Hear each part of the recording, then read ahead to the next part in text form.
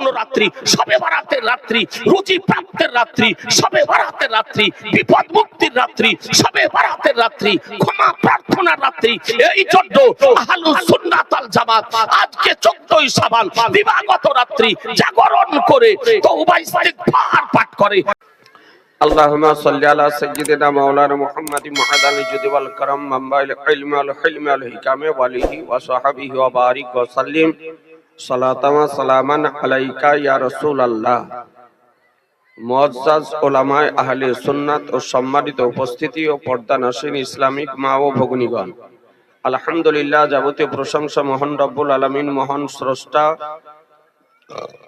সর্বদ্রষ্টা, সর্বনিয়ন্তা, রিজক দাতা, পালনকর্তা রব্বে কায়নাত সুবহানাহু তাআলার জন্য। অতঃপর হুজুরে আকরাম, রহমাতে আলাম, নূরে মুজাসসাম, নবিয়ে মুআজ্জম, রাসূলে আকরাম, সাহিবে জুদ ও করম, মালিক ও হল হারাম, সাহিবে লৌহে কলম, মাদানী তাজদার, মক্কি সরকার, সৈয়দে আবরার ও আখিয়ার, সৈয়দুল মুরসালিন, খাতমুন নবিয়্যিন, আনিসুল গারিবিন, রাহাতুল আশিকিন, মুরাদুল মুস্তাকিন, শাফিউল মুযনিবিন, রাহমাতুল লিল আলামিন, নবী মুহাম্মদুর রাসূলুল্লাহ সাল্লাল্লাহু তাআলা আলাইহি ওয়াসাল্লাম কে হাজির ও নাজির, ইলমে গায়বের সংবাদদাতা, আলিমে মাকানা ও মায়াকুনের খবরদাতা, জীবিত নবী, হায়াতুন নবী, নূরের নবী, শাফাআতকারী নবী, রাহমাতুল লিল আলামিন নবী। ইসলামিক ক্যালেন্ডার মোতাবেক যে মাসটি আরম্ভ হয়েছে, এই মাসটির নাম হলো শাবানুল মুআজ্জম। ভালো করে শোনেন, আর মা বোনেরা যারা বসে আছেন তারাও শোনেন। এই শাবান, এই মাসটির নাম শাবান মাস। ইসলামিক ক্যালেন্ডার মোতাবেক 8তম মাস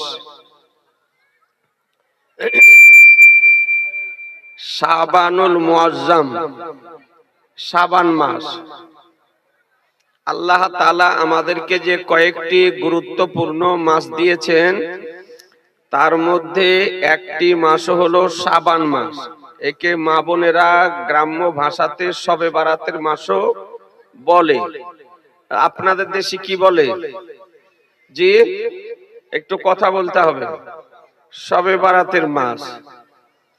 আজিজানে মোহতারাম, এই মাসটি একটি গুরুত্বপূর্ণ মাস, নবীর প্রিয় মাস। আমার নবী পাক সাহেবে লাউলাক সাল্লাল্লাহু তাআলা আলাইহি ওয়াসাল্লাম রমজান মাস ব্যতিরেকে অন্য 11টি মাসের মধ্যে সর্বাপেক্ষা সর্বাধিক রোজা রাখতেন এই শাবান মাসে। নবী আমার মা আয়েশা সিদ্দিকা রাদিয়াল্লাহু তাআলা আনহাতে হাদিস শরীফ বর্ণিত হয়েছে, তিনি বলেন যে কোন বছর নবী আমার শাবান মাস পুরা রোজা রাখতেন, আর কোন মাস কিছু ছেড়ে দিয়ে রাখতেন। অর্থাৎ রমজান মাস ব্যতিরেকে যে 11টি মাস আছে, এই 11টি মাসের মধ্যে সর্বাধিক, সব থেকে বেশি রোজা রাখতেন শাবান মাস। তার মানে বোঝা যাচ্ছে যে মাসটি একটি গুরুত্বপূর্ণ মাস। এই জন্য আমার রাসূলুল্লাহ সাল্লাল্লাহু তাআলা আলাইহি ওয়াসাল্লাম রোজা রাখতেন। আল্লামা আব্দুল হক মুহাদ্দিসে দেহলভী রাহমাতুল্লাহ আলাইহি মা সাবাতা বিনা সুন্নাহ হাদিস গ্রন্থে তিনি বর্ণনা করেন যে নবী বলেন, শাবানুশ শাহরি, শাবান মাসটি হলো আমার মাস, ও রমাদানুশ শাহরুল্লাহ, আর রমজান মাসটি হলো আল্লাহর মাস। তো যে মাসটিকে নবী আমার মাস বলে আখ্যায়িত করেছেন, খুব ছোট্ট করে একটা আপনাকে হাদিস শরীফ শোনাই, তারপরে তো একটি হাদিস শরীফ দেখাবো। মিশকাত শরীফ প্রথম খণ্ডের 144 পৃষ্ঠায় একটি হাদিস বর্ণিত হয়েছে। হাদিসের রাবী বলেন যে 6 হিজরিতে আমার রাসূলুল্লাহ সাল্লাল্লাহু তাআলা আলাইহি ওয়াসাল্লাম কয়েকজন সাহাবীকে প্রেরণ করলেন নাজদের ইয়ামামা শহর। সেনাপতি বানিয়েছিলেন হযরত মুহাম্মদ ইবনে মুসলিম রাদিয়াল্লাহু তাআলা আনহুকে। এই সাহাবীকে সেনাপতি, কমান্ডার তৈরি করে প্রেরণ করলেন। সাহাবায়ে কিরামগণ নাজদের ইয়ামামা শহরে উপস্থিত হলেন। আর ইয়ামামা শহরে একজন নাবী বিদ্বেষী ব্যক্তি ছিল যার নাম হচ্ছে সুমামা বিন উসাল। এ প্রভাবশালী ব্যক্তি, সমাজে তার আধিপত্য ছিল, একজন ধনশালী ব্যক্তি। সে যে কথা বলতো তার কথার কেউ প্রতিবাদ করতে পারত না, কারণ সে একজন প্রভাবশালী ব্যক্তি। ব্রাদারান ইসলাম, এই ব্যক্তি কেমন ব্যক্তি ছিল? জনসম্মুখে সে বলতো যে আমি তিনটি জিনিসকে ঘৃণা করি। বলে কি তিনটি জিনিস? বলে এক নম্বরে হলো নবী যে শহরে এসেছেন এই শহরকে আমি ঘৃণা করি, নাউজুবিল্লাহ। আর দ্বিতীয় হলো নবী যে ধর্ম নিয়ে এসেছেন এই ধর্মকে আমি ঘৃণা করি, অর্থাৎ ইসলাম ধর্মকে। আর তৃতীয় হলো নবীর চেহারা দেখাকে ঘৃণা করি।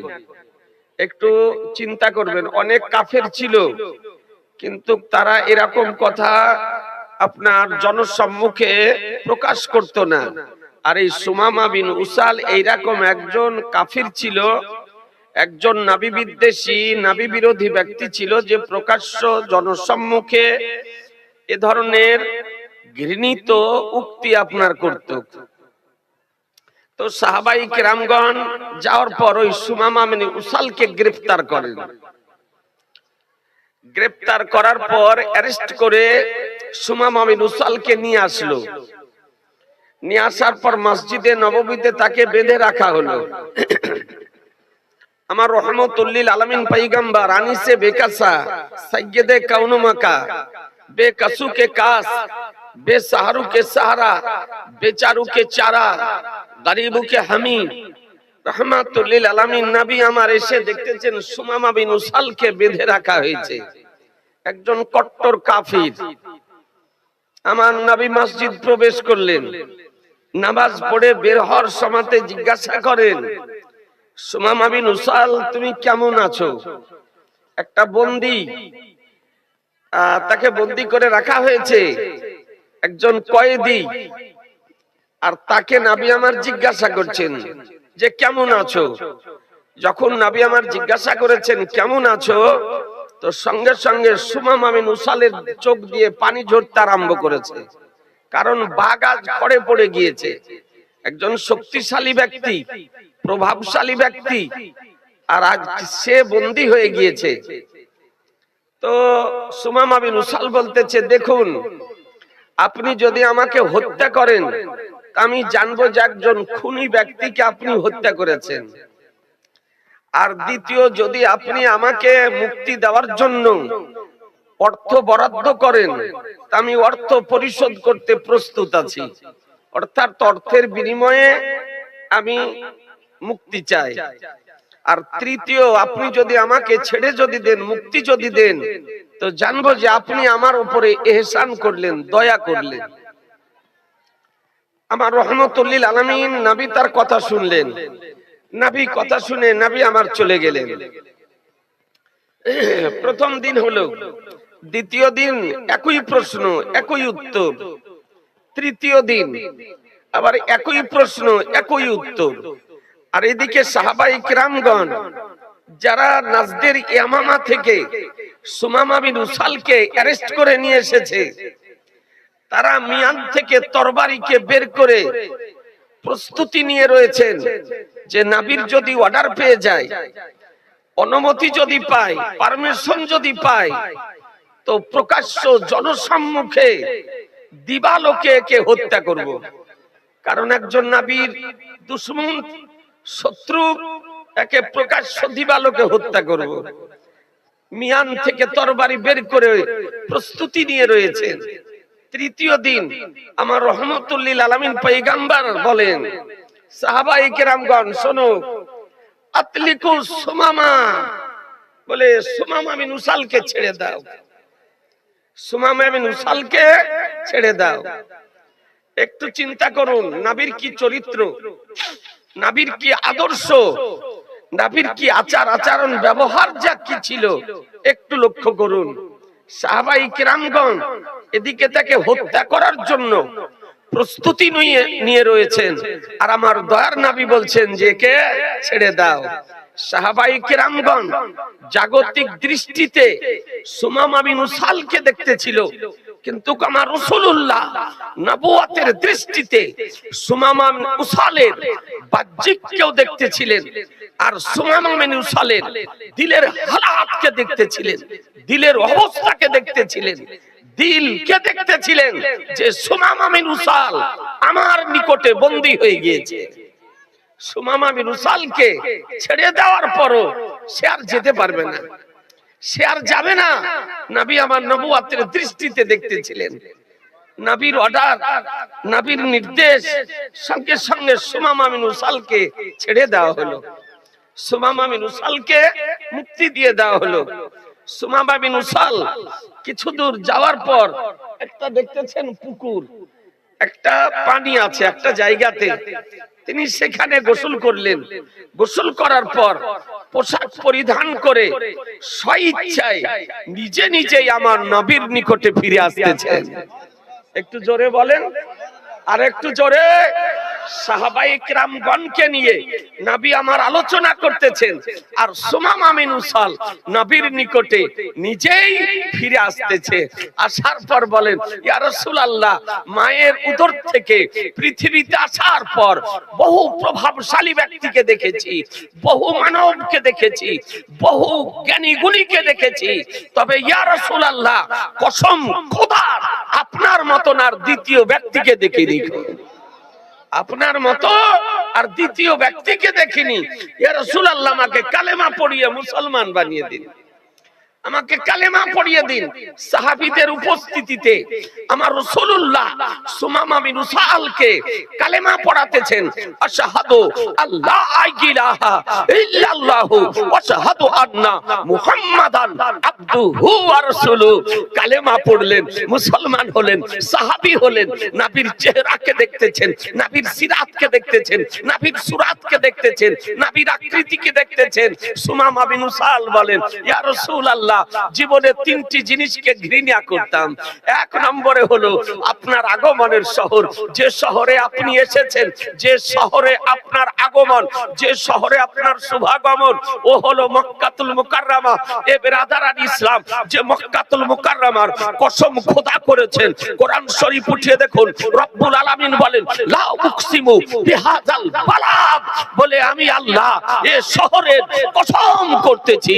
আল্লাহ শহরের কসম করেছেন, মক্কা শহরের কসম করেছেন। জানতে ইচ্ছা করেন, বলে আল্লাহ তুমি মক্কা শহরের কসম কেন করেছো? মক্কা শহরে কাবা আছে বলে, মক্কা শহরে হাজরে আসওয়াদ আছে বলে, মক্কা শহরে আবে জমজম আছে বলে, মক্কা শহরে মাকামে ইব্রাহিম আছে বলে, মক্কা শহরে মিনা আছে বলে, মক্কা শহরে মুজদালিফা আছে বলে, মক্কা শহরে আরফাত আছে বলে, মক্কা শহরে জাবালে রহমত আছে বলে আল্লাহ তুমি কসম করেছো। তো রব্বুল আলামিন বলেন, বলে শোনো আমি কসম কেন করেছি, ওয়ান্তা হিল্লুম বিহাযাল বালাদ, বলে হাবিব আপনি এই শহরে অবস্থান করতেছেন, এই জন্য আল্লাহ আমি কসম করেছি। সুবহানাল্লাহ, সুবহানাল্লাহ। নারায়ে তাকবীর, নারায়ে তাকবীর, নারায়ে রিসালাত, নারায়ে রিসালাত, আজমতে মুস্তাফা, আজমতে মুস্তাফা, নারায়ে তাকবীর, নারায়ে রিসালাত। কোরআন শরীফ থেকে বোঝা গেল যে মক্কা শহরের কসম খোদা কেন করেছেন, কারণটা কি? তাহলে পরিষ্কার হয়ে গেল যে কাবার জন্য খোদা কসম করেননি, মাকামে ইব্রাহিমের জন্য খোদা কসম করেননি, হাজরে আসওয়াদ পাথরের জন্য খোদা কসম করেননি, জাবালে রহমতের জন্য খোদা কসম করেননি, আজকে মিনার জন্য খোদা কসম করেননি, আরফাতের জন্য খোদা কসম করেননি, সাফা মারওয়ার কারণে খোদা কসম করেননি, আরফাতের জন্য খোদা কসম করেননি, নবীর জন্য খোদা কসম করেছেন। এ বেরাদারান ইসলাম, আপনাদেরকে বলতে চাই, এ শহর কে ঘৃণা করত, নবীর উপর ঈমান আনয়ন করার পর, মুসলমান হওয়ার পর বলতেছে, ইয়া রাসূলুল্লাহ এই মক্কা শহর হলো আমার নিকটে সর্বশ্রেষ্ঠ শহর। যে শহরে আপনার শুভাগমন। এ বেরাদারান ইসলাম বলে, ইয়া রাসূলুল্লাহ, আপনি যে ধর্ম এনেছেন, আপনি যে ধর্মের প্রচার করেছেন, ইসলাম ধর্ম, এ ধর্ম পৃথিবীর বুকে সর্বশ্রেষ্ঠ, সর্বাপেক্ষা আমার নিকটে প্রিয়। আজকে আপনার পবিত্র চেহারা, নূরময় চেহারা, আলোকময় চেহারা, উজ্জ্বলময় চেহারা, বরকতময় চেহারা আপনার আমার নিকটে আমার প্রাণ অপেক্ষা প্রিয়। এ বেরাদার, একটু লক্ষ্য করুন, নবীর সঙ্গে সম্পর্ক ছিল না তো আজকে মক্কার সঙ্গে সম্পর্ক ছিল না, নবীর সঙ্গে সম্পর্ক ছিল না তা আজকে ধর্মের সঙ্গে সম্পর্ক ছিল না, নবীর সঙ্গে সম্পর্ক হলো, কাবার সঙ্গে সম্পর্ক হলো, নবীর সঙ্গে সম্পর্ক হলো, মক্কার সঙ্গে সম্পর্ক হলো, নবীর সঙ্গে সম্পর্ক হলো, ধর্মের সঙ্গে সম্পর্ক হলো। আজকে আপনাদেরকে বলতে চাই, এ নবী পাক সাহেবে লাউলাক সাল্লাল্লাহু তাআলা আলাইহি ওয়াসাল্লাম সম্পর্কে কোরআন বলে, ওমা আরসালনাকা ইল্লা রাহমাতাল লিল আলামিন, আপনাকে নিশ্চয় সমগ্র পৃথিবীর জন্য রহমত করে, করুণা করে, অনুগ্রহ করে প্রেরণ করেছি। এ বেরাদার, সেই নবী বলেছেন যে শাবান মাস হলো আমার মাস, যে মাসে নবী আমার রোজা রাখতেন। এই মাসের মধ্যে একটি গুরুত্বপূর্ণ রাত্রি, তাৎপর্যপূর্ণ রাত্রি, মাহাত্ম্যপূর্ণ রাত্রি, ফজিলতপূর্ণ রাত্রি, বরকতময় রাত্রি, ভাগ্য চেঞ্জ হওয়ার রাত্রি, ভাগ্য পরিবর্তন হওয়ার রাত্রি রয়েছে, যাকে বলা হয় শবে বরাতের রাত্রি। মুসলমান, কিসের রাত্রি? জোরে বলেন, শবে বরাতের রাত্রি। অর্থাৎ এই শবে বরাতের রাত্রি আপনাদের আমাদের মধ্যে যুগ যুগ ধরে পালিত হয়ে আসছে, নাকি বলছেন? পালন করেন না? শবে বরাত আপনার শাবান চাঁদের 14 তারিখ এবং 15 তারিখ রোজা রাখে অনেকে। আর কি করেন? 14 তারিখ দিবাগত রাত্রি তে আমরা রাত্রি জাগরণ করে ইবাদত করি, জাগরণ করে ইবাদত করি। তাজিজানে মুহতারাম, বর্তমান সময় এমন কিছু অনভিজ্ঞ ব্যক্তি, এইরকম কিছু জ্ঞানপাপী ব্যক্তি, এইরকম কিছু অজ্ঞ ব্যক্তি, এইরকম কিছু আপনার জাহেলে মুরাক্কাব সোশ্যাল মিডিয়াতে বেরিয়েছে। আজকে তারা এই ভালো কাজের বিরোধিতা করতেছে, বলছে শবে বরাত পালন করা বেদাত, হারাম। বলছে শবে বরাত পালন করা যাবে না, বলছে জাহান্নামে যাওয়ার জন্য শবে বরাতের একটি রোজা রাখাই যথেষ্ট। অর্থাৎ কেউ যদি শবে বরাতে একটি রোজা রাখে শবে বরাতের মনে করে, তো বলছে আর কিছু যদি না করে তো এটাই জাহান্নামে যাওয়ার জন্য যথেষ্ট। তার মানে ও সোজা জাহান্নামে যাবে। আচ্ছা বলে, রোজা রাখা ভালো না খারাপ? ভালো, নেক কাজ না? তাহলে নেক কাজ করলে নেকি হয় না গুনাহ হয়? নেকি হয়। এই 24 পরগনার দিকের একজন বেরিয়েছে, আপনার নাম তো নিতে ইচ্ছা করে না, কিন্তু এই তরুণ যুবকদেরকে হেফাজতের জন্য বলতেছি, আগে রাজমিস্ত্রির কাজ করত, এই রাজমিস্ত্রির কাজ করতে করতে মারুতি নিয়ে আপনার ভিক্ষা করে বেড়াতো গ্রামে গ্রামে চাঁদা দিয়ে, এখন সোশ্যাল মিডিয়াতে হয়েছে আপনার বক্তা। জি, আর নাম লোকে বলে মুমতাজুল, আরবি লেখাপড়া জানে না। আর কেউ যদি যাচাই করতে চান তো কাসিল্লাতে বসিয়ে দেন, বসান, তার সঙ্গে বসিয়ে দেখেন যে আরবি পড়তে জানে না, আরবি পড়তে জানে না, মিশকাত পড়তে জানে না, বুখারী পড়তে জানে না, মুসলিম পড়তে জানে না, বাংলা দু একখান বই ব্যাগে করে ঘুরে বেড়ায়। যদি তার কোনো কেউ মান্যকারী থাকে, আপনারা পক্ষ অবলম্বন করিয়েন না, আপনার নিরপেক্ষ অবলম্বন করুন। আর এই কাসিল্লা আপনি একদিন বসিয়ে আলোচনার ব্যবস্থা করে দেখেন যে পড়তে জানে কি, সত্য বলছি না মিথ্যা বলছি। ব্রাদারান ইসলাম যেটা বাস্তব কথা সেটা বলছি। সে বলছে শবে বরাতের একটি রোজা রাখা যথেষ্ট জাহান্নামে যাওয়ার জন্য। আমাদের পার্শ্ববর্তী দেশ এক জাহেল বেরিয়েছে, সে আপনার বলছে গত বছর বলেছে যে 15 তারিখ অর্থাৎ 14 তারিখ দিবাগত নিসফে শাবানের রাত্রি জাগরণ করে মসজিদে ইবাদত করা অপেক্ষা বেশ্যালয়ে গিয়ে রাত্রি যাপন করা ভালো। নাউজুবিল্লাহ বলবেন না? বলছে যে বেশ্যালয়ে বেশ্যাখানাতে গিয়ে রাত্রি কাটানো ভালো মসজিদে রাত্রি জাগরণ করে ইবাদত করা অপেক্ষা। নাউজুবিল্লাহ বলেন। ব্রাদার ইসলাম, তবে আপনাদেরকে বলতে চাই, আচ্ছা এই যে বাতিলপন্থী গায়র মুকাল্লিদ ওয়াহাবি নাজরি আজকে তারা যারা এই কথাগুলি বলতেছে তাদের কথাটা বাস্তব না অবাস্তব কথা? অবাস্তব কথা। আচ্ছা শবে বরাতে রোজা রাখা সম্পর্কে কোন হাদিস শরীফ আছে না নাই? আপনাকে একটা ছোট ছোট করে হাদিস শরীফ দেখায়। আজিজানে মুহতারাম, আমার নবী পাক সাহেবে লাউলাক সাল্লাল্লাহু তাআলা আলাইহি ওয়াসাল্লাম এই সম্পর্কে আপনার কি বলেন? দেখুন আমার রহমতুল লিল আলামিন পয়গম্বর এ সম্পর্কে কি বলেছে দেখুন।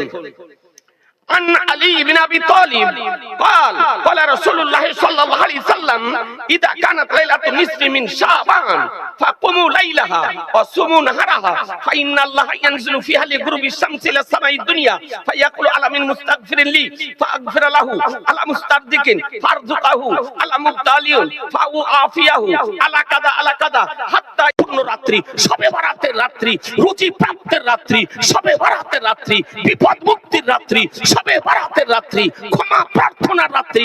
এই জন্য আহলুস সুন্নাত ওয়াল জামাত আজকে 14ই শাবান দিবাগত রাত্রি জাগরণ করে তওবা ইস্তিগফার পাঠ করে, তাসজিকির আজকার করে, তাসবিহ ও তাহলিল করে, দরুদ ও সালাম পড়ে, নামাজ পড়ে, কালামে পাক তেলাওয়াত করে। এ বেরাদারান ইসলাম আর কেঁদে কেঁদে খোদার দরবারে প্রার্থনা করে। এ বেরাদারান ইসলাম আপনাদেরকে বলতে চাই, এই জন্য যে 15ই শাবানের রাত্রি অর্থাৎ 14 দিবাগত রাত্রি, 15ই শাবানের রাত্রি, নিসফে শাবানের রাত্রি জাগরণ করে জাকজমক সহকারে শরীয়ত মোতাবেক পালন করুন মুসলমান। জি, শরীয়ত মোতাবেক পালন করুন। শরীয়ত মোতাবেক পালন করা না জায়েজ নয়। যারা বলতেছে যে পালন করা যাবে না তাদের কথা গলত কথা, তাদের কথা ভুল কথা, তাদের কথা হাদিস বিরোধী কথা, তাদের কথা ওই ইসলামিক কথা। এরা হলো আসলে ইহুদি খ্রিস্টানদের দালাল বিরাদর। এরা হলো ইহুদি খ্রিস্টানদের দালাল।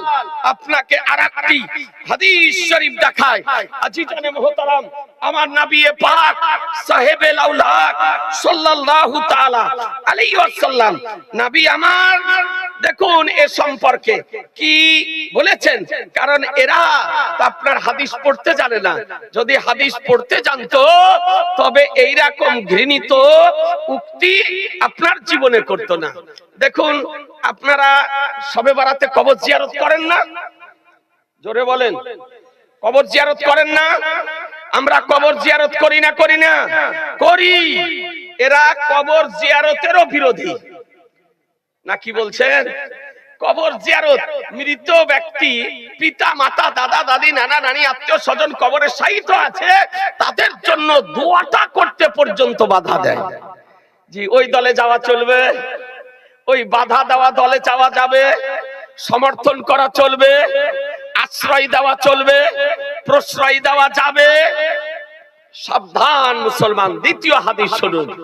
ব্রাদারান ইসলাম, আন আয়েশা قالت فقدت النبي صلى الله عليه وسلم ذات ليلة فخرجت أطلبه فإذا هو بالبقي رافع رأسه إلى السماء فقال يا عائشة كنت تخافين أن يحيف الله عليك ورسوله قالت قد قلت وما بي ذلك ولكني ظننت إنك أتيت بعد نسائك فقال إن الله تعالى ينزل ليلة النصف من شعبان إلى السماء الدنيا لأكثر من عدد شعر غنم قلبي।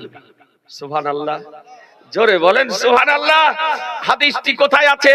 ইবনে মাজাহ শরীফ, আরবি, কিতাবুস সালাত, হাদিস নাম্বার 1389, পেজ নাম্বার 198, আপনার প্রিন্ট দারুস সালাম, রিয়াদ, সৌদি আরব। এ বেরাদারান ইসলাম, হাদিসটির বাংলা অনুবাদ শোনেন। হযরত মা আয়েশা সিদ্দিকা রাদিয়াল্লাহু তাআলা আনহা বলেন যে আমি এক রাত্রিতে রাসূলুল্লাহ সাল্লাল্লাহু তাআলা আলাইহি সাল্লামকে পেলাম না। মা আয়েশা সিদ্দিকা রাদিয়াল্লাহু তাআলা আনহার গৃহে নবী আমার আরাম করতেছিলেন। গভীর রাত্রিতে মা আয়েশা সিদ্দিকা রাদিয়াল্লাহু তাআলা আনহা জাগ্রত হওয়ার পর নবীকে খুঁজছেন, তো নবীকে পেলেন না, আমার নবী নাই। তো মা আয়েশা সিদ্দিকা রাদিয়াল্লাহু তাআলা বলেন যে আমি সাল্লাল্লাহু আলাইহি সাল্লামকে খোঁজার জন্য বেরিয়ে গেলাম। যে নবী আমার কোথায় গেলেন, নবীকে খোঁজার জন্য বেরিয়ে গেলাম। তো দেখি যে নবী সাল্লাল্লাহু আলাইহি সাল্লাম জান্নাতুল বাকিতে দাঁড়িয়ে আছেন। জান্নাতুল বাকি কি? জান্নাতুল বাকি কবরস্থান। মদিনা শরীফের কবরস্থানের নাম জান্নাতুল বাকি, যেখানে হাজার হাজার সাহাবীদের মাজার শরীফ আছে। আর ওই জায়গাতে মা আয়েশা সিদ্দিকা রাদিয়াল্লাহু তাআলা মাজার শরীফ ছিল। হযরত উসমান গনি রাদিয়াল্লাহু তাআলা আনহু আপনার মাজার শরীফ ছিল। মাজারগুলি বাঁধা ছিল। মাজারগুলিকে এই ওয়াহাবি নাজদি সরকার আসার পর বুলডোজার চালিয়ে মিসমার করে দিয়েছে, বেচারা মিসমার করে দিয়েছে, নিশ্চিহ্ন করে দিয়েছে। আপনাদেরকে বলতে এরা কোন দল? এরা মাজারকে ধ্বংস করার দল। পীর ওলি আউলিয়াদের মাজার ধ্বংস করা দল। জান্নাতুল বাকি কবরস্থানে নবী আমার আরাম করতেছেন, দাঁড়িয়ে আছেন। তো নবী সাল্লাল্লাহু আলাইহি সাল্লাম মস্তক মোবারককে আকাশের দিকে উঠিয়ে তিনি দাঁড়িয়ে আছেন। তো নবী সাল্লাল্লাহু আলাইহি সাল্লাম বলেন, আয়েশা তুমি কি এইরকম ভয় করতেছো যে আল্লাহ ও তার রাসূল তোমার উপরে অত্যাচার করেছে? তো মা আয়েশা সিদ্দিকা রাদিয়াল্লাহু তাআলা আনহা বলেন জি জি না, আমি এটা মনে করিনি যে আল্লাহ ও তার রাসূল আমার উপর অত্যাচার করেছেন, বরং আমার ধারণা যে আপনি অন্য কোন পবিত্র স্ত্রীর গৃহে গিয়েছেন, অর্থাৎ আপনি কোন স্ত্রীর ঘরে গিয়েছেন, বাড়ি গিয়েছেন, গৃহে গিয়েছেন, এটাই আমার ধারণা ছিল।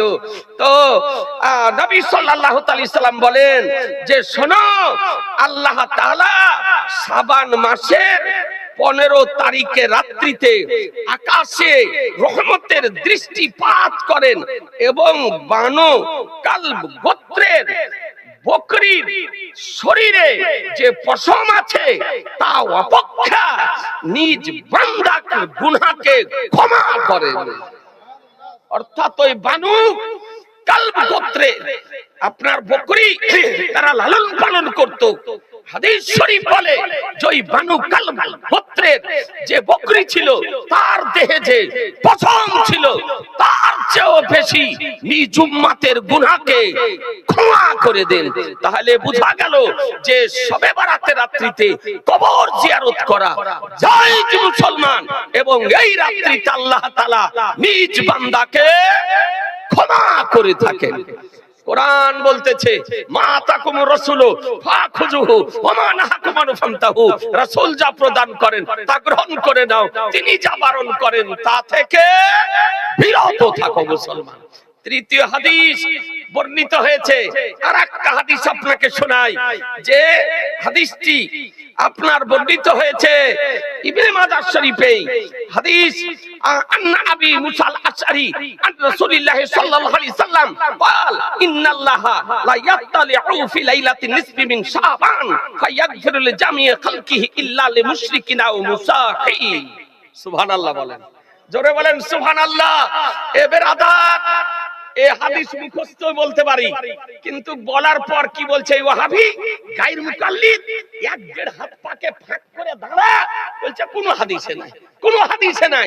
এই জন্য আপনার দেখে বলতেছি যেন বলতে না পারে যে কোনো হাদিসে নাই, না কি বলছেন? আর যদি বলে কোনো হাদিসে নাই তো বলবো বসাবসি হোক, আলোচনা হোক, আর নানি মরে যাবে আপনারা বুঝতে পারবেন না। আপনাকে গ্যারান্টি দিতেছি রাদারান ইসলাম অতীতও বুঝতে পারেনি, ভবিষ্যতেও বুঝতে পারবে না। হাদিসটি ইবনে মাজাহ শরীফ কিতাবুস সালাত হাদিস number 1390 page number 198 print Darus Salam Riyad Saudi আরব। হাদিসের বাংলা অনুবাদ শুনেন। হযরত আবু মুসা আশআরী রাদিয়াল্লাহু তাআলা হতে বর্ণিত, তিনি বর্ণনা করেন যে আমার রাসূলুল্লাহ সাল্লাল্লাহু আলাইহি সাল্লাম বলেন, আল্লাহ তাআলা শাবান মাসের 15 তারিখে রহমত এর দৃষ্টিপাত করেন। তো এই দিনে মুশরিক এবং চুগলখোর ছাড়া আজকে সমস্ত বান্দাকে ক্ষমা করে থাকেন মুসলমান।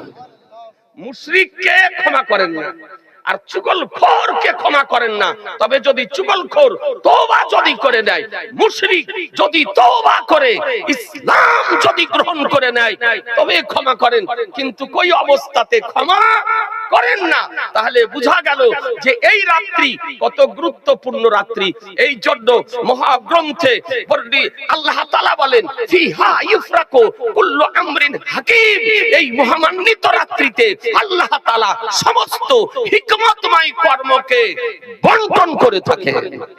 এমন গুরুত্বপূর্ণ রাত্রি, তাৎপর্যপূর্ণ রাত্রি, মাহাত্ম্যপূর্ণ রাত্রি, ফজিলতপূর্ণ রাত্রি, যে রাত্রিতে আল্লাহ মানুষের হায়াতকে মওত উত্থান পতন বলছেন না। যে চিন্তা করিয়েন না, মা বোনেরা গিয়েছে, বিরিয়ানি আছে। জি, আপনাদেরকেও দিবেন নাকি গো? না, ভাইদেরকে দিবেন না ইনশাআল্লাহ। জি, আর যদি না পান তো না পাবেন, কি হলো, একদিন খেলেন না বিরিয়ানি, হ্যাঁ ইনশাআল্লাহ হবে। তো আমরা হালুয়া খাই, হালুয়া খাওয়া বলছে বেদাত, দাঁত বের করে বলতেছে বেদাত গো, বলছে কোন কিতাবে নাই বেদাত। আবার ওকে যদি দাওয়াত করে খাওয়ান তো খেলে। জি, বাস্তব কথা বলছি। অনেকের বিহাই আছে, বিহান আছে, ওর বিহান করতে জানে না, তো বিহাই খাবে কেমন করে? কারণ আমাদের মা বোনেরা তৈরি করতেও জানে, আমরা খেতেও জানি না, কি বলছেন? আর ওদের মা বোনের তো জড়ে তৈরি করা নাই, তার মানে ওর মা করেনি, তো ওর বিটিও জানে না তৈরি করতে। ওর মা যদি করে থাকতো তাহলে ওর মেয়েও করতে জানতো, তো জানে না, কিন্তু তৈরি করে দিলে। আচ্ছা বলেন তো, তৈরি করা যদি হারাম হয় তো খাওয়া হালাল হবে? তো খাওয়াও হারাম হওয়া দরকার নাকি? কিন্তু তৈরি করাকে হারাম বলে, বেদাত বলে, কিন্তু খেতে দিলে খেয়ে নেয়। জি, তো হালুয়া খাওয়া বেদাত বলছে, বেদাত। আচ্ছা, এটা বেদাত, ওকে জিজ্ঞাসা করিয়েন তো বিরিয়ানি খাওয়া কি? জি, বিরিয়ানি খাওয়া কি? পাকা বেদাত। বিরিয়ানি খাওয়া বেদাত, ফ্রাইড রাইস খাওয়া বেদাত, পোলাও খাওয়া বেদাত, পোল্ট্রি মুরগির মাংস খাওয়া বেদাত, জার্সি গরুর দুধ খাওয়া আর আপনার মাংস খাওয়া, ইনজেকশনের সাহায্যে যে গরু হতেছে বেদাত। ঈদ বকরা ঈদের দিন রেডিমেড লাছা সামাই খাওয়া বেদাত। তো ওই সময়তে বেদাতের মশলা মনে পড়ে না? ঈদের দিন যেদিন বাড়িতে লাছা সামাই রান্না করেন না, রেডিমেড কিনে করেন না, বা বাড়িতে তৈরি করে, এটা বেদাত। এটা খাওয়ার সময় বেদাতের মশলা মনে পড়ে না? পোল্ট্রি মুরগির মাংস চাটা চাট খেতেছে, বেদাতের মশলা মনে পড়ে না? বিরিয়ানি খাওয়ার সময় বেদাতের মশলা মনে পড়ে না? হাইব্রিড টমেটোর খাওয়ার সময় বেদাতের মশলা মনে পড়ে না? ওলকপি ফুলকপি বাঁধাকপি খাওয়ার সময় বেদাতের মশলা মনে পড়ে না? লালচার শাক খাওয়ার সময় বেদাতের মশলা মনে পড়ে না? ওগুলো জায়েজ, ওগুলো জায়েজ। আর বেদাত কি? হালুয়া বেদাত, হালুয়া বেদাত। হালুয়াতে জ্বলন কেন জানেন? জি, ওদের জ্বলনের কারণ আছে যে হালুয়ার সম্পর্ক আমার নাভির সঙ্গে, হালুয়ার সম্পর্ক আমার নাভির সঙ্গে, এই জন্য ওদের শরীরে জ্বলন। আচ্ছা, হালুয়া খাওয়া হাদিসে আছে না নাই বলবো? এ ব্রাদারান ইসলাম, একটা মাত্র আপনাকে হাদিস দেয়, টাকা তো খুব দিলেন, জি টাকা খুব দিয়েছেন, কেউ বাকি যদি থাকেন তো 1100 টাকা দেন, 2 মাস পরে দিয়ে দিন। ব্রাদার আর ইসলাম, কেউ যদি বাকি থাকে মাত্র 1100 টাকা, হাদিসটা আপনাকে দেখে দিই নাই। একজন এরকম যুবক যে 2 মাস 4 মাস পরে আপনি দিবেন, তুমি দিবা, সুবহানাল্লাহ, লেখারও লোক নাই, তুমি নিজে নিজে লিখে লাও, দিয়ে দিও। আলহামদুলিল্লাহ 1100 টাকা দিয়েছে। আর একটা ভাই দেন না 1100 টাকা মাদ্রাসা, 2 মাস 4 মাস পরে দিয়ে দিন 1100 টাকা। হাদিসটি শুনিয়ে দিই আপনাকে, এরা হাদিস খুঁজে পায় না, আবু জাহালের দৃষ্টিতে খুঁজতেছে, এই জন্য আপনার হাদিস খুঁজে পায় না। দেখুন এই হাদিসটির নাম হলো মিশকাত শরীফ, এটা মিশকাতুল মাসাবি। মৌলবি হতে গেলে পড়তে হয়, এখন কেউ যদি মৌলবি না হয় তো পড়েনি, মৌলবি হতে গেলে পড়তে হয়, প্রত্যেকটা মাদ্রাসাতে পড়ানো হয়। এটা লেবানন বাইরুতের প্রিন্ট নিয়ে আসিয়েছি, ভারতীয় প্রিন্ট আছে মিশকাত শরীফ, কিন্তু ভারতীয় প্রিন্টে হাদিস নম্বর নাই, এই জন্য ও আপনার হাদিসের হ বুঝে না, জীবনে কোনোদিন মাদ্রাসার দরজা চোখে দেখেনি, মোবাইলে টানাটানি করে, অথচ মৌলবীকে বলছে হাদিস নম্বর কত, তা হাদিস নম্বর এটা জিজ্ঞাসা করা এটাও বেদাত, হাদিসের নম্বর জিজ্ঞাসা করা বেদাত, অথচ ও জিজ্ঞাসা করতেছে যে হাদিস নম্বর কত। ব্রাদার আল ইসলাম, এই কারণে নিয়ে আসা। তো এটা হচ্ছে দ্বিতীয় খণ্ড, এই দ্বিতীয় খণ্ডের 92 পৃষ্ঠা, হাদিস নাম্বার 4182। কত বললাম? 431 বুখারী শরীফে 5431। হাদিসটি মুসলিম শরীফেও বর্ণিত হয়েছে, হাদিস নাম্বার 1474, 1474। হাদিসটি আবু দাউদ শরীফেও বর্ণিত হয়েছে, হাদিস নাম্বার 3715, 3715। হাদিসটি তিরমিজি শরীফেও বর্ণিত হয়েছে, হাদিস নাম্বার 1831, আপনার 1831। হাদিসটি ইবনে মাজাহতে বর্ণিত হয়েছে, হাদিস নাম্বার 3323, 3323। আর হাদিসটি দারিমি শরীফেও বর্ণিত হয়েছে, হাদিস নাম্বার 2075, 2075। আর হাদিসটি মুসনাদে আহমদের 6ষ্ঠ খণ্ডের 59 পৃষ্ঠাতে বর্ণিত হয়েছে। এতগুলি হাদিসে আছে। জি ব্রাদার আল ইসলাম, হাদিসটির বাংলা অনুবাদ শুনেন। হযরত মা আয়েশা সিদ্দিকা রাদিয়াল্লাহু তাআলা আনহা বর্ণিত, তিনি বলেন যে আমার রাসূলুল্লাহ সাল্লাল্লাহু তাআলা আলাইহি ওয়াসাল্লাম হালুয়া আর মধু খেতে ভালোবাসতেন। জোরে বলা যাবে না? কি খেতে?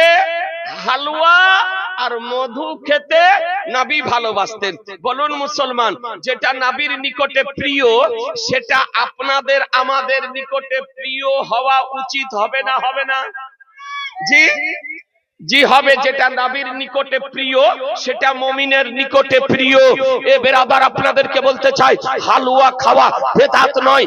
আজকে চ্যালেঞ্জ সহকারে গায়র মুকাল্লিদ ওয়াহাবি নাস্তিদেরকে জানাতে চাই, আজকে নীল গগনের নিচে জমিনের উপরে কোন মা এই রকম সন্তানের জন্ম দিতে পারেনি যে কোরআন হাদিস ইজমা কিয়াসের আলোকে হালুয়া খাওয়াকে আপনার নাজায়েজ প্রমাণ করতে পারে। হালুয়া খাওয়া নাজায়েজ নয়, হালুয়া খাওয়া বেদাত নয়, হালুয়া খাওয়া হারাম নয়, হালুয়া খাওয়া নবীর সুন্নাত, সুন্নাত, সুন্নাত। আজিজানে মুহতারাম, আপনাদেরকে বলি, আমরা হালুয়া খাওয়াকে ফরজ মনে করি না, ওয়াজিব মনে করি না, আমরা নবীর পছন্দনীয় খাদ্য মনে করে ভালোবাসি। নবীর পছন্দনীয় খাদ্য, নবীর প্রিয় খাদ্য, নবীর মাহবুব খাদ্য, তাই আমরা নবীর প্রিয় মনে করে আমরা খাই, শবে বারাতেও খাই, বিনা শবে বারাতেও খাই, আমরা রমজান মাসেও খাই। যখনই আমাদের মন চায়, আমাদের মা বোনরা চায়, তখনই বাড়িতে হালুয়া আপনার তৈরি করে। এ বেরাদার আর ইসলাম এমন একটা প্রোটিন খাদ্য যে বাচ্চা থেকে বৃদ্ধ পর্যন্ত সবাই খেতে পারে। দাঁত থাকলেও খেতে পারে, আর দাঁত না থাকলেও খেতে পারে। একটা ওয়াহাবি মৌলবি বলতেছে যে হালুয়া মানে এ হালুয়া নয়, বলে হালুয়া মানে, তো বলছে হালুয়া মানে হলো মিষ্টি খাদ্য।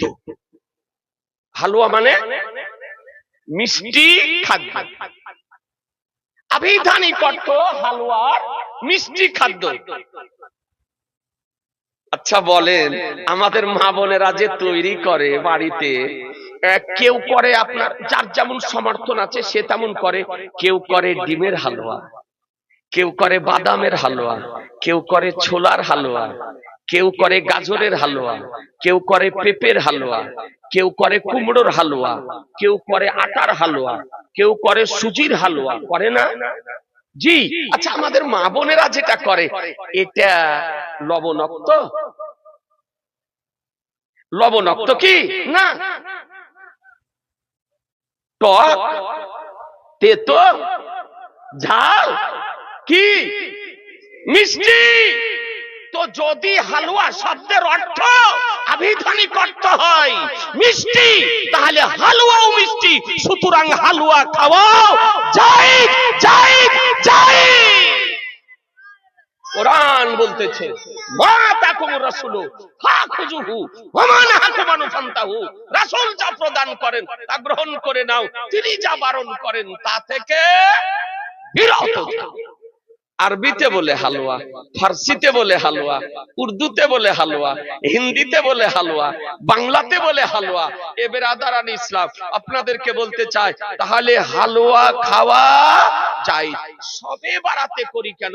যে শবে বারাতের দিনটি আমার নবীর প্রিয় দিন, তাই নবীর প্রিয় দিনে আমরা নবীর প্রিয় খাদ্য তৈরি করে ফাতিহা দিই, পরিবার পরিজনের জন্য ব্যবস্থা করি, আত্মীয় স্বজনকে দিই, বন্ধু বান্ধবকে দিই, ফকির মিসকিনকে দান করি।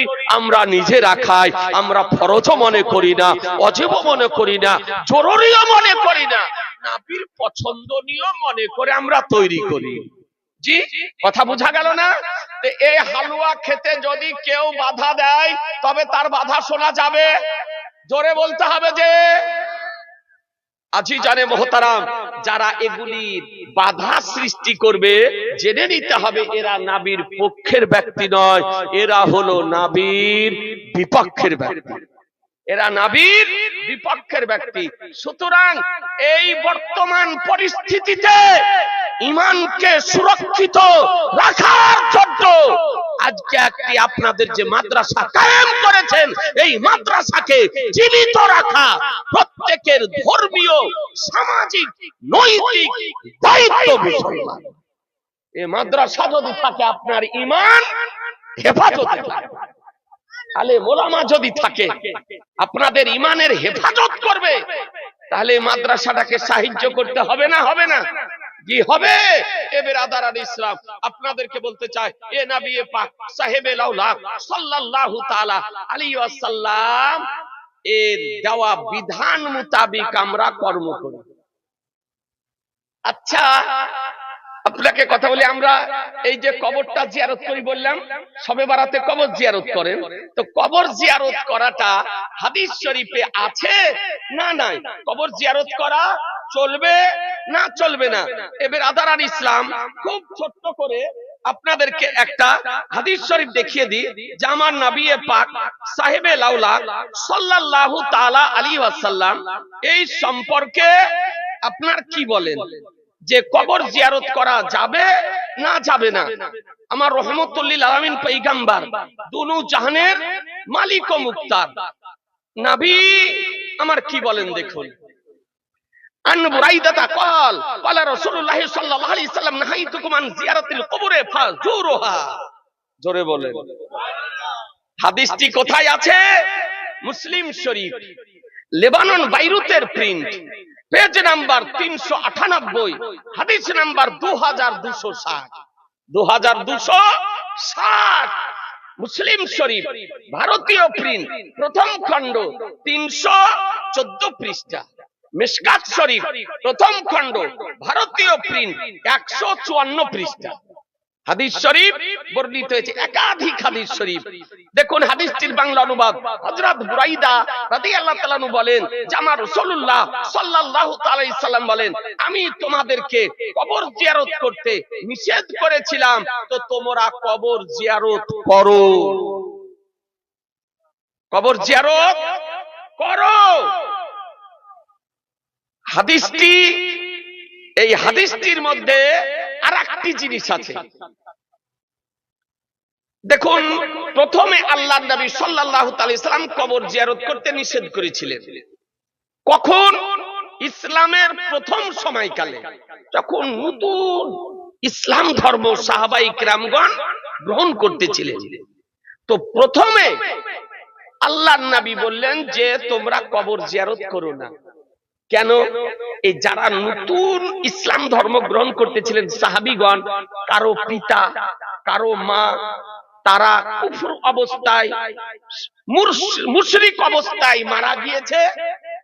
তো এই জন্য আল্লাহর নবী বললেন যে তোমরা কবর জিয়ারত করো না। ওই সময়তে তখন মুসলমানের কবর ছিল না, মুশরিকের কবর, কাফিরদের কবর। আরেকটা আল্লাহর নবী বারণ করেছিলেন, যখন কোরবানি করা প্রচলন হলো, কোরবানি করা শুরু হলো, আল্লাহর নবী বলেছিলেন কোরবানির মাংস 3 দিনের অতিরিক্ত খেও না। এটা হাদিস। কোরবানির মাংস 3 দিনের অতিরিক্ত খেও না, আর কবর জিয়ারত করো না। এটা একটা হাদিস। পরবর্তীতে যখন সাহাবায়ে কেরামগণ ইসলাম ধর্ম গ্রহণ করলেন, মুসলমানের কবর হতে শুরু করলো, সাহাবায়ে কেরামগণ ইন্তিকাল করতে লাগলেন, তখন আল্লাহর নবী বললেন যে এখন তোমরা কবর জিয়ারত করো, তোমরা কবর জিয়ারত করো। তো প্রথমে বললেন কবর জিয়ারত করো না, তারপরে বলছেন কবর জিয়ারত করো। তো কোনটার উপর আমল করবেন? এই যেটা করতে বলা হলো পরের হাদিস, এটার উপর আমল করতে হবে। ওই পূর্বের হাদিসের উপরে আমল করা যাবে না। এই পাগলের দল, ভেড়ার দল, এই বুঝে না যে আগের হাদিস কোনটার পরের হাদিস কোনটা। জি, যদি বুঝতাম তো জীবনে কোনোদিন কবর জিয়ারত করতে বারণ করতো না। জি, প্রথমকার হাদিসটা মানসুখ হয়ে গিয়েছে, কবর জিয়ারত করো না, এই বিধানটা মানসুখ হয়ে গিয়েছে। পরে আল্লাহর নবী বলতেছেন কবর জিয়ারত করো, এটা হলো নাসিখ।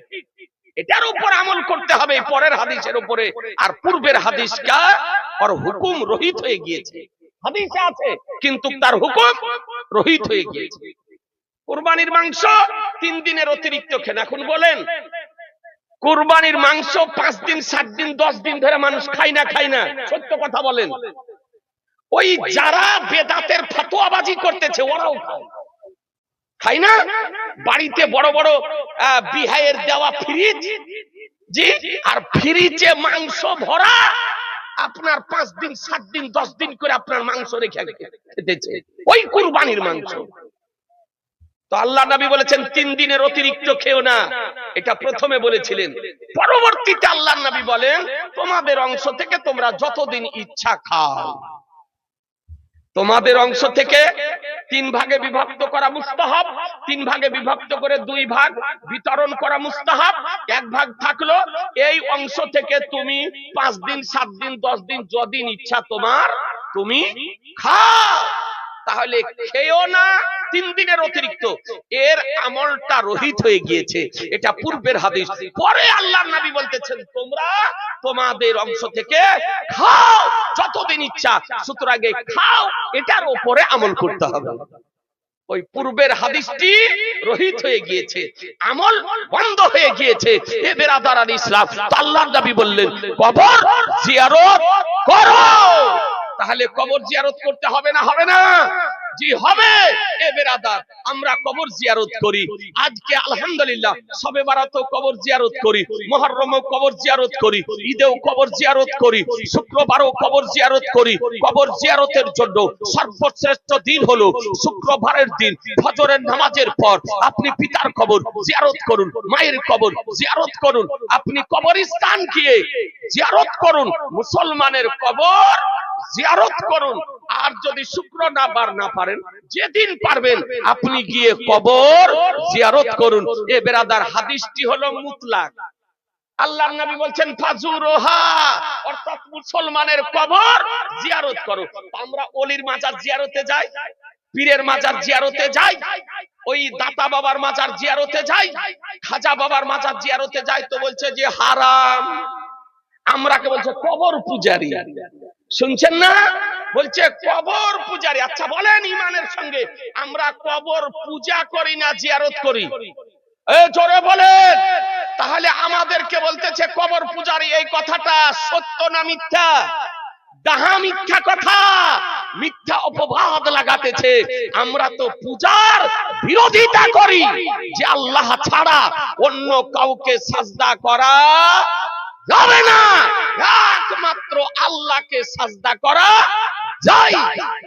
তো ওরা আপনার মাজারে যাওয়াকে বিদআত বলতেছে, হারাম বলতেছে। আজকে আপনাদেরকে বলতে চাই, বিরাদরান ইসলাম, এমন কোন মা সন্তানের জন্ম দেয়নি যে কবর জিয়ারতে যাওয়াকে আপনার নাজায়েজ হারাম প্রমাণ করতে পারে। আল্লাহর নবী বলতেছেন ফাজুরুহা, তোমরা কবর জিয়ারত করো, পিতার কবর জিয়ারত করো, মায়ের কবর জিয়ারত করো, মুসলমানের কবর জিয়ারত করো, দাদার কবর জিয়ারত করো, দাদির কবর জিয়ারত করো, নানার কবর জিয়ারত করো, নানির কবর জিয়ারত করো, মৌলবীর কবর জিয়ারত করো, ইমামের কবর জিয়ারত করো, কারীর কবর জিয়ারত করো, হাফেজের কবর জিয়ারত করো, মুহাদ্দিসের কবর জিয়ারত করো, মুফাসসিরের কবর জিয়ারত করো, ওলির কবর জিয়ারত করো, শহীদের কবর জিয়ারত করো, পীরের কবর জিয়ারত করো, গাউসের কবর জিয়ারত করো, খাজার কবর জিয়ারত করো, রাজার কবর জিয়ারত করো, দাতার কবর জিয়ারত করো। এক কথায় মুসলমান যদি হয় তবে তার কবর জিয়ারত করা যায়। কোরআন বলল মা তাকুমুর রাসূল ফাখুজুহু ওয়া মা নাহাকুম আনহু ফান্তাহু, রাসূল যা প্রদান করেন তা গ্রহণ করে নাও, তিনি যা বারণ করেন তা থেকে বিরত। কথা বোঝা গেল না?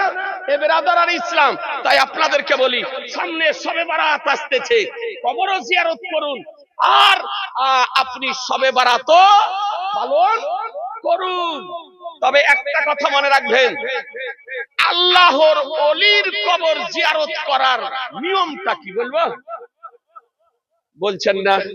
আপনারা জিয়ারতে যান তো আল্লাহর ওলিদের কবর, সরকারে আলা হযরত আজিমুল বরকাত মুজাদ্দিদে দ্বীন ও মিল্লাত শাইখুল ইসলাম আল মুসলিমিন হুজ্জাতুল্লাহ ফিল আরদি আয়াতু মিন আয়াতিল্লাহ মুজিজাতু মিন মুজিজাতির রাসূল ইমাম ইশক ও মুহাব্বত ইমাম আহমদ রাজা আলাইহি রহমা রিদওয়ান ফিকহি এনসাইক্লোপিডিয়া ফিকহ শাস্ত্রের ইসলামিক বিশ্বকোষ আলাতাইয়া নববিজ্ঞা ফিফাতায় রাজাবিজ্ঞা 12 খণ্ডে বিভক্ত জাহাজ সাইজের কিতাব।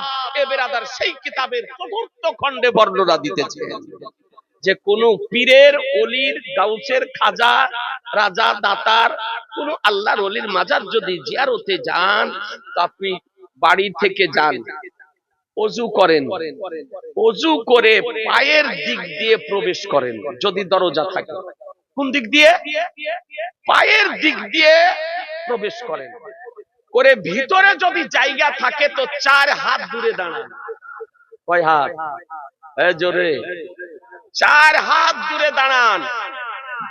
যদি বসেন তো বসুন আদব সহকারে, বা যদি দাঁড়িয়ে থাকেন দাঁড়িয়ে আপনি জিয়ারত করুন, ফাতিহা পড়ুন, ফাতিহা পড়ে ইসালে সওয়াব করুন, সাহেবে মাজারের ওসিলা দিয়ে আল্লাহর দরবারে দোয়া করেন। দোয়া শেষ করে আপনি দাঁড়াবেন কেমন করে? কাবার দিকে পিছন করে, মাজারের দিকে মুখ করে। কাবা শরীফের দিকে পিছন হবে আর মাজারের দিকে মুখ হবে। এটা হচ্ছে দাঁড়ার নিয়ম।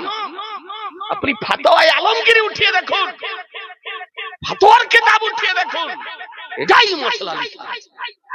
রাধারানী ইসলাম দোয়া করে মাজারে হাত বুলাবেন না, মাজারে হাত দিবেন না, চুমা দিবেন না, মাথা রাখবেন না, তোয়াব করবেন না, মাজার স্পর্শ করবেন না। জিয়ারত করে দোয়া আল্লাহর দরবারে করে সাহেবে মাজারের ওসিলা দিয়ে মাজার থেকে পিছু পা হয়ে বেরিয়ে চলে আসুন। এটা হলো মাজার জিয়ারতের উত্তম নিয়ম। কথা বুঝে নিলেন? মনে থাকবে না? অন্য বন্ধু বান্ধবদেরকেও জানিয়ে দিন যে মাজারে যাওয়ার নিয়ম হলো ওযু করে প্রবেশ করো, পায়ের দিক দিয়ে কাবার দিকে পিঠ করে, মাজারের দিকে মুখ করে, 4 হাত দূরে দাঁড়িয়ে ফাতিহা পড়ে জিয়ারত করে দোয়া খাইর করে মাজার থেকে সোজা বেরিয়ে এসো। মাজারে হাত দিও না, মাজারে চুমা দিও না, মাজারে তওয়াফ করিও না, মাজারে চাদরকে স্পর্শ করিও না। কারণ তুমি ওটা করবে আর দেখে বলবো দেখো সাজদা করছে। বুঝছেন না? জি, আপনি দিলেন চুমা আর বলছে সাজদা। বলে না তো যেন সুন্নি জামাতের উপরে অপবাদ যেন না লাগাতে পারে, এই জন্য আমার আলা হযরত মুজাদ্দিদ হিসাবে সতর্কতা অবলম্বন করে সারা পৃথিবীর মানুষকে আপনার মশলা দিয়ে গিয়েছে। এই জন্য অনুরোধ করব, এটাই আদব, মাজারে হাত আপনি দিতে যাবেন না। এবার আদারানি ইসলাম, তাই আপনাদেরকে বলতে চাই আমার নবী পাক সাহেবে লাউলাক সাল্লাল্লাহু তাআলা আলাইহি ওয়াসাল্লামের দেওয়া বিধান, আমরা সেই বিধানের উপরে আমল করি। হযরত আজিমুল বরকাত মুজাদ্দিদে দ্বীন ও মিল্লাত শাইখুল ইসলাম আল মুসলিমিন হুজ্জাতুল্লাহ ফিল আরদি আয়াতু মিন আয়াতিল্লাহ মুজিজাতু মিন মুজিজাতির রাসূল ইমাম ইশক ও মুহাব্বত ইমাম আহমদ রাজা আলাইহি রহমা রিদওয়ান ফিকহি এনসাইক্লোপিডিয়া ফিকহ শাস্ত্রের ইসলামিক বিশ্বকোষ আলাতাইয়া নববিজ্ঞা ফিফাতায়ে রাজাবিজ্ঞা 12 খণ্ডে বিভক্ত জাহাজ সাইজের কিতাব। এ বেরাদার সেই কিতাবের 4র্থ খণ্ডে বর্ণনা দিতেছে যে কোন পীরের, ওলির, গাউসের, খাজা, রাজা, দাতার কোন আল্লাহর ওলির মাজার যদি জিয়ারতে যান, তো আপনি বাড়ি থেকে যান, ওযু করেন, ওযু করে পায়ের দিক দিয়ে প্রবেশ করেন যদি দরজা থাকে। কোন দিক দিয়ে? পায়ের দিক দিয়ে প্রবেশ করেন। করে ভিতরে যদি জায়গা থাকে তো 4 হাত দূরে দাঁড়ান। কয় হাত? জোরে 4 হাত দূরে দাঁড়ান। যদি বসেন তো বসুন আদব সহকারে, বা যদি দাঁড়িয়ে থাকেন দাঁড়িয়ে আপনি জিয়ারত করুন, ফাতিহা পড়ুন, ফাতিহা পড়ে ইসালে সওয়াব করুন, সাহেবে মাজারের ওসিলা দিয়ে আল্লাহর দরবারে দোয়া করেন।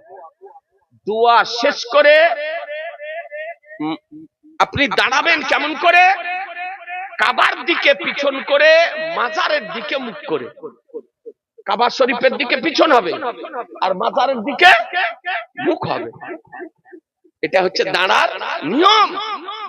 আপনি ফাতোয়ায়ে আলমগীর উঠিয়ে দেখুন, ফাতোয়ার কিতাব উঠিয়ে দেখুন, এটাই মশলা। রাধারানী ইসলাম দোয়া করে মাজারে হাত বুলাবেন না, মাজারে হাত দিবেন না, চুমা দিবেন না, মাথা রাখবেন না, তোয়াব করবেন না, মাজার স্পর্শ করবেন না। জিয়ারত করে দোয়া আল্লাহর দরবারে করে সাহেবে মাজারের ওসিলা দিয়ে মাজার থেকে পিছু পা হয়ে বেরিয়ে চলে আসুন। এটা হলো মাজার জিয়ারতের উত্তম নিয়ম। কথা বুঝে নিলেন? মনে থাকবে না? অন্য বন্ধু বান্ধবদেরকেও জানিয়ে দিন যে মাজারে যাওয়ার নিয়ম হলো ওযু করে প্রবেশ করো, পায়ের দিক দিয়ে কাবার দিকে পিঠ করে, মাজারের দিকে মুখ করে, 4 হাত দূরে দাঁড়িয়ে হাতে হাত পড়ে জিয়ারত করে দোয়া খাইর করে মাজার থেকে সোজা বেরিয়ে এসো। মাজারে হাত দিও না, মাজারে চুমা দিও না, মাজারে তওয়াফ করিও না, মাজারে চাদরকে স্পর্শ করিও না। কারণ তুমি ওটা করবে আর দেখে বলবো দেখো সাজদা করছে। বুঝছেন না? জি, আপনি দিলেন চুমা আর বলছে সাজদা। বলে না তো যেন সুন্নি জামাতের উপরে অপবাদ যেন না লাগাতে পারে, এই জন্য আমার আলা হযরত মুজাদ্দিদ হিসাবে সতর্কতা অবলম্বন করে সারা পৃথিবীর মানুষকে আপনার মশলা দিয়ে গিয়েছেন। এই জন্য অনুরোধ করব, এটাই আদব, মাজারে হাত আপনি দিতে যাবেন না। এবার আদারান ইসলাম, তাই আপনাদেরকে বলতে চাই, আমার নবী পাক সাহেবে লাউলাক সাল্লাল্লাহু তাআলা আলাইহি ওয়াসাল্লামের দেওয়া বিধান, আমরা সেই বিধানের উপরে আমল করি। একবার দরুদ শরীফ পড়েন, আল্লাহ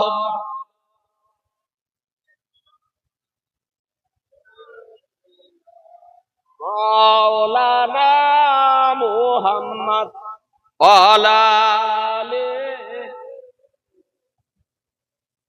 মাওলানা মুহাম্মদ সাল্লাল্লাহু তাআলা। আর একটা হাদিস শিখিয়ে দিই, জি, সেটা হলো আমরা হাত উঠিয়ে দোয়া করি না, কি বলছেন? করেন না? জোরে বলেন না। আমরা হাত উঠিয়ে দোয়া করি।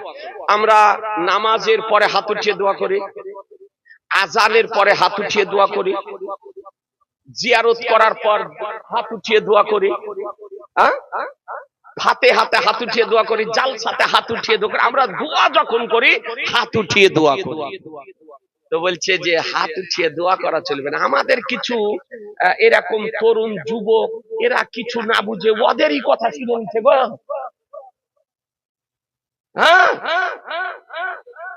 এই মোবাইলে যে ভুই ফোর বক্তা কিছু বেরিয়েছে, এইরকম আগাছা, এসার নামাজ পড়লো ইমামের পিছনে নাভির নিচে হাত বেঁধে, সকালে উঠছে তো মহিলাদের মতন জোর করে বুকে হাত বাঁধছে।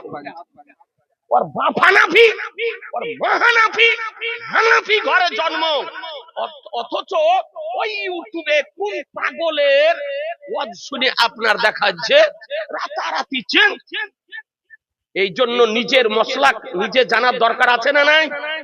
যে আচ্ছা আমরা সারা জীবন হাত তুলে দোয়া করে আসছি, আচ্ছা হাত উঠিয়ে দোয়া করাটা হাদিস শরীফে আছে না নাই? একটা হাদিস শরীফ আপনাদেরকে শুনিয়ে দিই। এ ব্রাদারান ইসলাম, আমার নবী পাক সাহেবে লাউলাক সাল্লাল্লাহু তাআলা আলাইহি ওয়াসাল্লাম এই সম্পর্কে কি বলেন, একটা মাত্র হাদিস শরীফ শোনাই।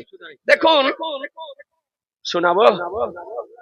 জি, দেখুন, এটা মিশকাত শরীফ, এই মিশকাতুল মাসাবির প্রথম খণ্ড, লেবানন বাইরুতের প্রিন্ট। এতে একটা হাদিস শরীফ বর্ণিত হয়েছে 421 পৃষ্ঠায়, 2245 নম্বর হাদিস, 2245 নম্বর হাদিস। এই হাদিসের রাবী হযরত উমর রাদিয়াল্লাহু তাআলা আনহু। আর 422 পৃষ্ঠায় একটা হাদিস শরীফ বর্ণিত হয়েছে 2253, এই হাদিসটি বর্ণিত হয়েছে হযরত আনাস রাদিয়াল্লাহু তাআলা আনহু। 2254 নম্বর হাদিস, এই হাদিসটি বর্ণিত হয়েছে সাহল ইবনে সাদ রাদিয়াল্লাহু তাআলা আনহু হতে। আর 2255 নম্বর হাদিস, এই হাদিসটি বর্ণিত হয়েছে সাইব ইবনে ইয়াজিদ রাদিয়াল্লাহু তাআলা আনহু হতে। তাহলে 4 জন সাহাবী হতে 4টি হাদিস বর্ণিত হয়েছে।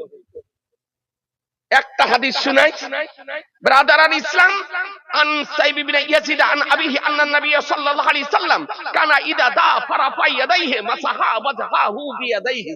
সুবহানাল্লাহ, জোরে বলেন সুবহানাল্লাহ। এ ব্রাদারান ইসলাম, তো হাদিসটি বাংলা অনুবাদ শুনেন। সাইব ইবনে ইয়াজিদ রাদিয়াল্লাহু তাআলা আনহু বর্ণিত, তিনি নিজ পিতার নিকট থেকে বর্ণনা করেছেন যে নবী সাল্লাল্লাহু আলাইহি সাল্লাম যখন দোয়া করতেন তো 2 হাত উঠিয়ে, জোরে বলেন জোরে, নবী দোয়া করতেন কেমন করে? দুই হাত উঠিয়ে আর কি করতেন, মাসাহা ওয়াজহাহু বিয়াদাইহি, আর দুয়ার শেষে হাতকে চেহারার উপরে বুলিয়ে নিতেন। তাহলে হাদিস থেকে বোঝা গেল, এই হাদিস তিনটিকে ইমাম বাইহাকি দাওয়াতুল কাবিরের মধ্যে আনয়ন করেছেন। তাহলে পরিষ্কার ভাবে জানা গেল যে দোয়াতে হাত উঠানো নবীর সুন্নাত, দোয়ার শেষে চেহারার উপরে বুলিয়ে নেওয়াও নবীর সুন্নাত। মুসলমান কথা বুঝে নিলেন? এবার আদার ইসলাম এখন আরেকটা প্রশ্ন করতেছে, বলছে সম্মিলিত দোয়া করা কোথায় আছে? সম্মিলিত দোয়া করা কোথায় আছে? একসঙ্গে মিলে দোয়া করি না, এটা হলো তো ইমাম আমাদের দোয়া করে, ইমাম দোয়া করেন, আর মুক্তাদি আমরা কি বলি? কথা বলছেন না, আমিন। ইমাম দোয়া করার আমরা বলি আমিন, একেই তো বলে সম্মিলিত দোয়া। তো বলছে এটা করা চলবে না, একা একা করলে চলবে, কিন্তু সম্মিলিত দোয়া করা যাবে না। একটা হাদিস শুনিয়ে দিই, আলহামদুলিল্লাহ। এ বেরাদারান ইসলাম, আমার নবী পাক সাহেবে লাউলাক সাল্লাল্লাহু তাআলা আলাইহি ওয়াসাল্লাম কি বলেন দেখুন। একটা হাদিস শুনেলেন, আন হাবিব ইবনে মুসলিমা রাদিয়াল্লাহু তাআলা আনহু قال রাসূলুল্লাহ সাল্লাল্লাহু তাআলা আলাইহি সাল্লাম লা ইয়াজতামি মালাউন ফায়াদউ বা'দুহুম ওয়া ইউআমিনু বা'দুহুম ইল্লা আজাবাহুমুল্লাহু তাআলা। সুবহানাল্লাহ, জোরে। হাদিসটি কোথায় আছে? আল মুস্তাদরাকুল হাকিম তৃতীয় খণ্ড 390 পৃষ্ঠা, আল মুজামুল কাবির লিত তাবরানী চতুর্থ খণ্ড 26 পৃষ্ঠা, মাজমাউজ জাওয়াহির দশম খণ্ড 170 পৃষ্ঠা, কানজুল উম্মাল লিল মুত্তাকি হাদিস নাম্বার 3368 দ্বিতীয় খণ্ড 108 পৃষ্ঠা। হাদিস শরীফটি বর্ণিত হয়েছে চারটা হাদিসের মধ্যে। হযরত হাবিব ইবনে মুসলিমা রাদিয়াল্লাহু তাআলা আনহু বর্ণিত, তিনি বলেন আমার রাসূলুল্লাহ সাল্লাল্লাহু তাআলা আলাইহি সাল্লাম বলেন যে একটি জামাত যখন দোয়া করে, একটা জামাত দল যখন দোয়া করে, ওর মধ্যে বাদ অন্য কেউ দোয়া করে আর অন্যেরা আমিন আমিন বলে, ইউ আমিনু বা'দুহুম, অন্যেরা আমিন আমিন বলে, তো তাদের দোয়াকে আল্লাহ তাআলা কবুল করেন। তাহলে বোঝা গেল সম্মিলিত দোয়া করলে সেই দোয়াকে আল্লাহ তাআলা কবুল করেন। এ বেরাদার, চারখানা হাদিস হতে সম্মিলিত দোয়া করা দিবালোকের ন্যায় প্রমাণিত। মুসলমান, কোরআন বলতেছে মাতাকুমুর রাসূলু ফাখুযুহু ওয়া মা নাহাকুম ফান্তাহু, রাসূল যা প্রদান করেন তা গ্রহণ করে নাও, তিনি যা বারণ করেন তা হতে বিরত থাকো। সুতরাং আমাদেরকে আহলুস সুন্নাত ওয়াল জামাতের আকীদা বলির উপরে, কর্মসমূহের উপরে পাহাড়ের মতন স্থির থাকতে হবে। বলুন ইনশাআল্লাহ, জোরে বলুন ইনশাআল্লাহ। এ বেরাদার ইসলাম, আচ্ছা দুটা কাগজ আছে, কি লেখা আছে দেখি।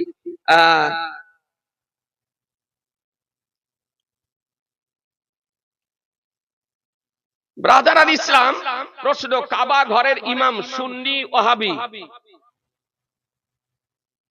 কাবা ঘরের ইমাম মক্কার ইমাম হলো পাকা ওয়াহাবি।